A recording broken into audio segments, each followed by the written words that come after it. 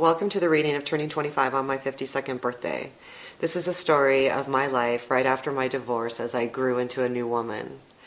Please comment any questions on the video below. I'll get back to them as soon as I can. And thank you so much. Please like and subscribe also. Thanks. Chapter 46. It was the week that Rick would be in Denver. She didn't expect them to get together until later in the week. He texted her on Tuesday morning asking if they could meet at her house for lunch. He was looking forward to seeing her and wanted to meet. She told him that she could make it to her house in about 30 minutes. She had to finish something up at work, but could then leave. He told her he'd meet her there. She arrived home only about 5 minutes before he knocked. It seemed like each time they were together, the sex only got better. He walked in and she removed her blouse and bra at his request, and then her panties. But the skirt stayed on. They didn't have a lot of time, so it was a little quicker than normal, but still so much fun. It just made her feel good that he wanted to get together so quickly after he arrived. It just made her feel even more desirable. He always did this for her. She wondered if he knew exactly what he was doing and how good he truly made her feel, but he did, and it was wonderful. When they were together like this, Veronica was in heaven. When they were together, she could be just her. She didn't have to be strong or weak. She didn't have to be intelligent or dumb. It just didn't matter. She didn't categorize herself. She was her real self. Will she ever be able to tell him that? Yeah. It was nice. She had to fly, and that's the truth. When they were together, she really could be herself. She had to fly to Southern California on Tuesday afternoon, but she would be back in Denver by Friday. The week overall went well. The group she didn't particularly enjoy working with was nice, but fake nice. They felt like a bunch of spoiled men. One of them sat in his office with his feet on his desk almost the entire week. Veronica wouldn't realize how much this bothered her, and for about 3 more weeks. It was one of those things that just stuck with her. His boss was arrogant, and him and her never got along well anyway. Veronica truly believed that he did not know how to deal with a strong woman who didn't bow to his every want and wish. He wanted everyone to bow to him.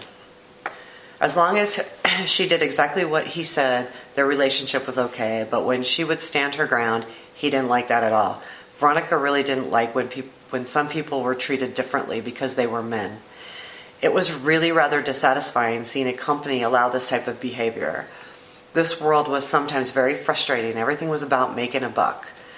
She understood that business did need to make money, but if they are to stay in business, keep people employed, and provide taxes to the state and city, this is the way of the world, and you have to make money to do those things. She just didn't believe that in this day and time, a man was allowed to treat people differently depending on their sex. Maybe he just thought everyone should bow to him, and when she didn't, he just didn't know how to handle it. She had to let this go this week. She would just try to do her job the best she could, and if he did not appreciate or like the outcome, then that didn't matter. It seemed that at these last couple months progressed, she became more and more unhappy with her job. And the higher management in her company and in the companies she would train. Not all the companies, of course, but the bigger companies. There were companies out there that treated you the same regardless of your sex. But this was really uncommon, and she was really disappointed. Veronica was sometimes naive, and she really believed that women could make the same as men. Yes, with probably 30% of the companies, that would be true. But there were more that treated women as if they were slightly less. She just really needed something different. She really just needed a fresh start. She needed to start looking for a job to make that happen. She wasn't doing that, so how was she ever going to make that happen? Veronica made plans on Wednesday night to go out with the office manager. It had been a while since they had drinks and dinner. They went to a sports bar, sat outside, and had wine and appetizers. They laughed, they talked seriously. They just talked and had a wonderful time. Veronica drank way too much that night, and she knew she was going to feel it in the morning. She got back to the hotel, and her favorite bartender was working. They hugged and took pictures together. Veronica was drunk, not falling down drunk, but definitely way too much to drink drunk. They talked for a bit, and Veronica thought she better get to her room and get to sleep as soon as she could. The next day was certainly not anything to write home about. The day was okay. She was able to work with a couple of different groups. This was a nice change. She was so looking forward to seeing Rick when she got back home. It was everything she could do to stay focused. She was going to leave tonight and see Rick Friday night. She went to the hotel bar, grabbed dinner, a couple of drinks. There was a man at the bar that began talking to her. The issue was really that he was married, and he said he was married. There were two things Veronica didn't want anything to do with now. One was sleeping with a married man, and the other was having a sexual affair with someone out of town. Unless there was a huge attraction, there was no reason for her to continue to be disappointed or to feel like she was having sex just to have sex. That was fine to do, but she knew she needed to have an undeniable attraction. Time for a bed and another day. She went upstairs, put some music on, and danced for a little bit, and realized that it was late and she really needed to go to bed.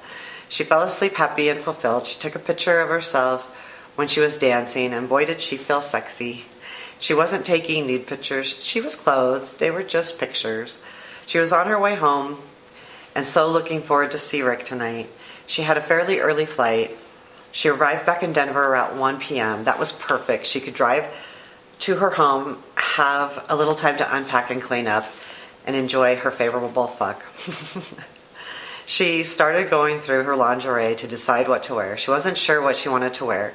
She had a couple different things in mind.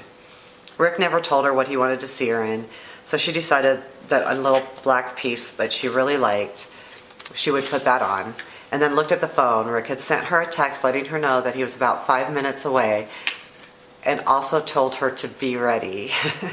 She just smiled because of course she was ready. He knocked, she opened the door, stayed behind it, didn't need any of her neighbors seeing her in the lingerie. He came in and just looked her over, kissed her, and put her on the bed. He then of course went to the restroom. He didn't take a shower, he just cleaned up a little bit. She was laying on the bed and immediately started taking pictures of her. Veronica told him to open the second drawer and to take out what was on the right. He put everything on the bed and was going through it all. He picked up the leash and smiled and put it on her right away. Then the cuffs, he fiddled with them a little bit and put those on her. A ball gag he picked up and said, "Well, I don't know, but how are you going to suck me with this?"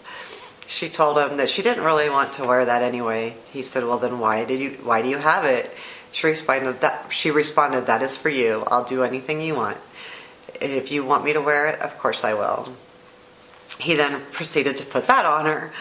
He took a few pictures of just her and the gadgets. Then he got undressed and fondled her a bit, then began having sex. She was on her knees, and he had the leash to hold onto her since her hands were cuffed. He then turned her over, and they continued to have sex. Then they got off. He got off of her completely and sat on the other bed. As he sat, he actually sat on a chair. As he brought her to her knees and took the ball gag off.